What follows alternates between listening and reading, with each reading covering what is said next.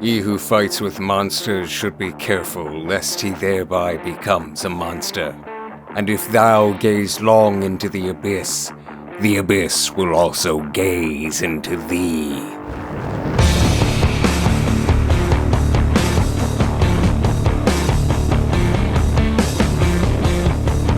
Hello folks, and welcome to Dice Chatter.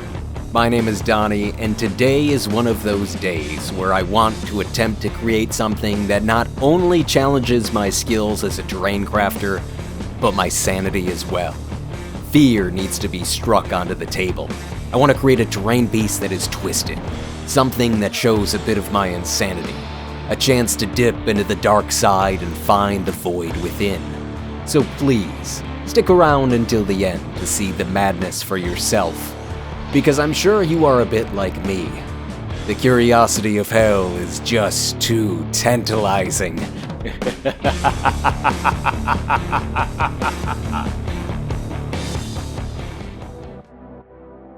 So, what is this demonic centerpiece going to look like? I spent a good amount of time soaking in a lot of demonic art from books and online, and eventually came to a general conclusion. I want some sort of walkway or stairs leading up to a monstrous skull. The jaw is agape and showing its jagged teeth to those who dare lead up to the pile of bones. The platform itself seems relatively straightforward to create. I've enjoyed the theme and style of these octagonal pillars and crystals I've crafted in the past, so doing something similar should be perfect.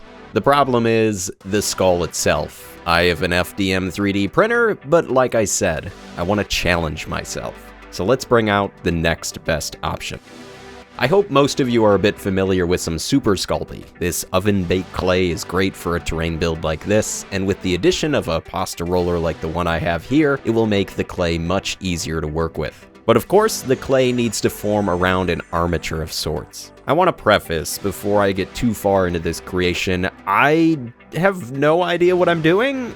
Of course, this is a slight exaggeration, but I have no background in art or have taken any clay sculpting classes. So this is all trial and error. Multiple times I ran into roadblocks during this skull sculpting process, so hopefully to save you a few headaches, these are a few tips and tricks I learned messing around for a number of hours. Building an armature out of aluminum wire and foil is an absolute pain in the ass, but I couldn't think of another decent option since the clay we are using is going into the oven, so I can't be much help in regards to the framing of the skull. But what I can help is with the scale. Oddly enough, I used my own face as a method to achieve some sort of realistic order. I essentially would line up the wire around my jaw, front teeth, forehead, and so on, and then I would snip the wire with some cutters and start to build up a bit of foil around the areas that needed a bit of girth. Another thing, don't try to make the entire skull in one go. Section and split up your creation into multiple parts. At the moment, you can see me working on the bottom jaw. Later, I'll mess with the teeth, and finally the brain cavity.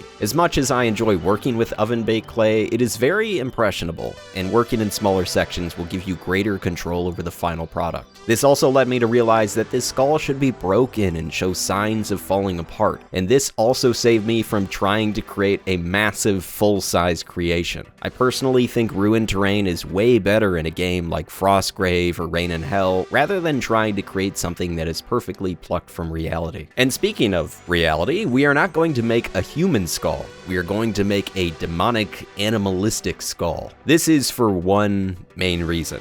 I've learned over the years when crafting, trying to replicate an idea that reflects normal reality, something that we can look at and say, this should look exactly like this, can be extremely difficult. For example, my hand centerpiece terrain build looks like a human hand, because it is literally molded from my own hand. Sure, it's missing the most important finger, but when you look at the build, there is no confusion. If I create a demonic skull, something that is not present in our normal reality, there's a lot of creative freedom that one can mess with, while at the same time, still looking believable. This is a long way of saying, if I screw something up on this creation, I can blame it all on the fact that this is an unrealistic monster.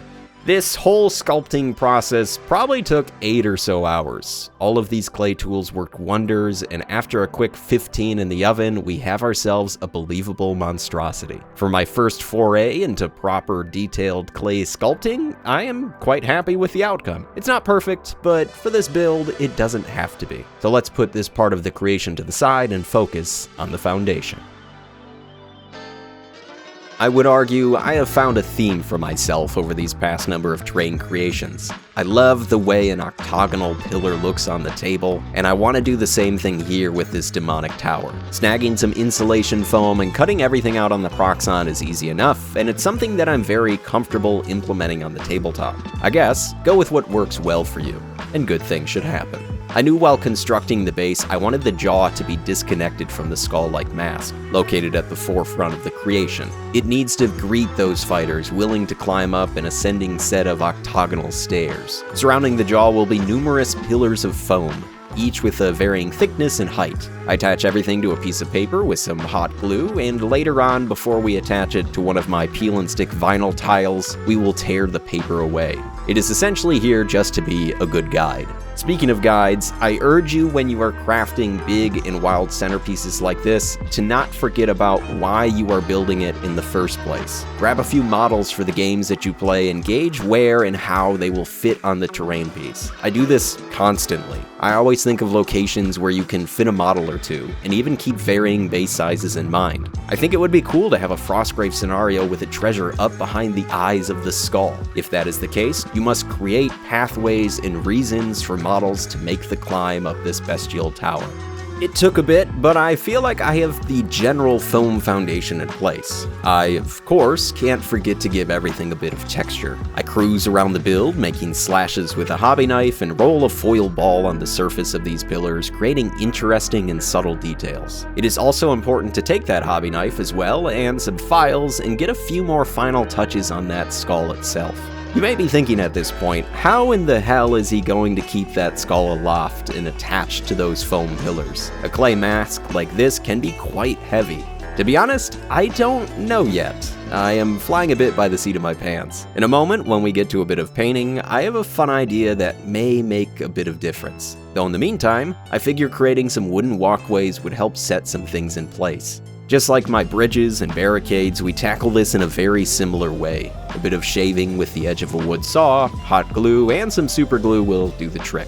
But even more importantly, we must plan out where these walkways are going to be located, and how we can use these wooden beams to act as a foundation for the skull. It can be a bit finicky getting all of these dowels in place, and also do the best you can, not gluing everything in. I have plans to paint all of this in sub-assembly, and if everything was set in stone, I would have a pretty tough time getting the brush into all the nooks and crannies of this centerpiece.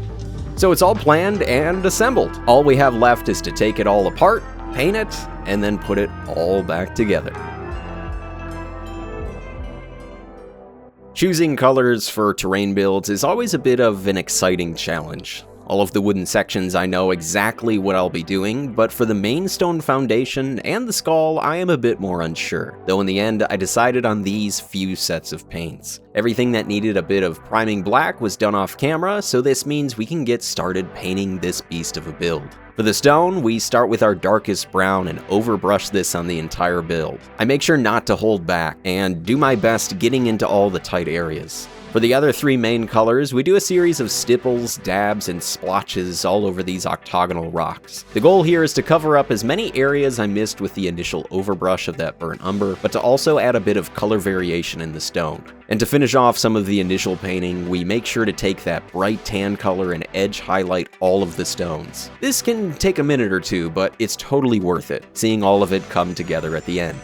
For the skull, I use some bone color spray paint, and then we just dry brush our way up to a brighter and less satin skull. Skeleton bone goes on pretty heavy, but not so heavy that we cover up the pores and cracks in the bone. And to finish it up, we take some mummy robes and focus on the high points: the forehead, orbital bone, tip of the nose, and so on. For the wood, just head on over and take a peek at my bridge or barricade video for more details on the paint scheme. I use some of my favorite Army Painter speed paints and splotch it all over these dowels.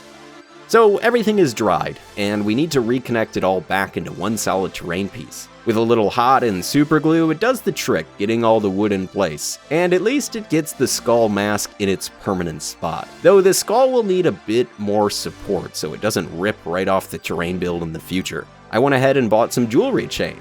primed it all black, and then dry brushed on a metallic silver. These chains will help hold the skull in place and also add another cool looking dimension to the terrain build. I finally felt at this point during this massive creation I was in the home stretch, and I bring out the airbrush once more and pass over everything with a series of army painter washes. When all of these interesting separate pieces are grimed together, the build itself starts looking cohesive, bringing this demonic tower one step closer to completion. Of course, think of where dirt, mold, and refuse would build up on the creation, and really hammer home the idea that this demonic skull has been here for centuries.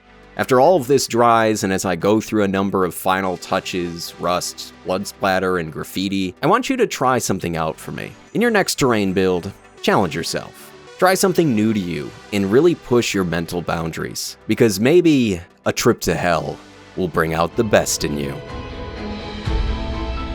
As always, I want to thank my patrons. You've allowed me to create a new hell. Until next time, folks, I want to thank you all for watching, and of course, happy gaming.